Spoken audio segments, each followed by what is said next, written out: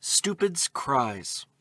There once was a little boy, and his mother sent him to buy a sheep's head and pluck. Afraid he should forget it, the lad kept saying all the way along, "Sheep's head and pluck, sheep's head and pluck."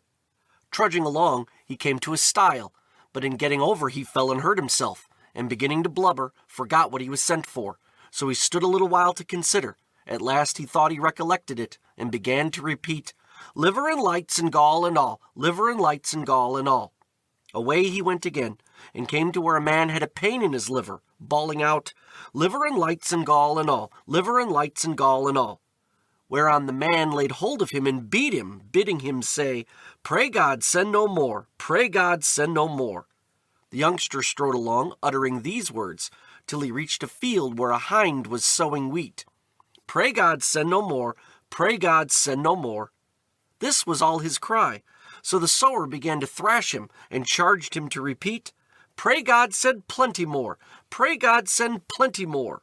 Off the child scampered with these words in his mouth till he reached a churchyard and met a funeral. But he went on with his, "Pray God send plenty more, pray God send plenty more."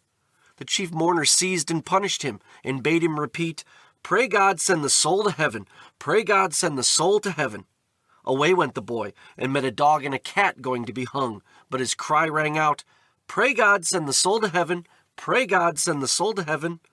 The good folk nearly were furious, seized and struck him, charging him to say, "A dog and a cat a going to be hung, a dog and a cat a going to be hung." This the poor fellow did, till he overtook a man and a woman going to be married. "Uh-oh," he shouted, "a dog and a cat a going to be hung, a dog and a cat a going to be hung." The man was enraged, as we may well think, gave him many a thump, and ordered him to repeat, "I wish you much joy, I wish you much joy." This he did, jogging along, till he came to two laborers who had fallen into a ditch.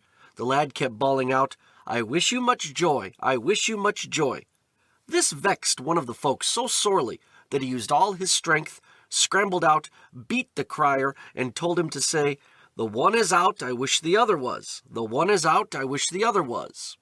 On went young'un till he found a fellow with only one eye, but he kept up his song, "The one is out, I wish the other was.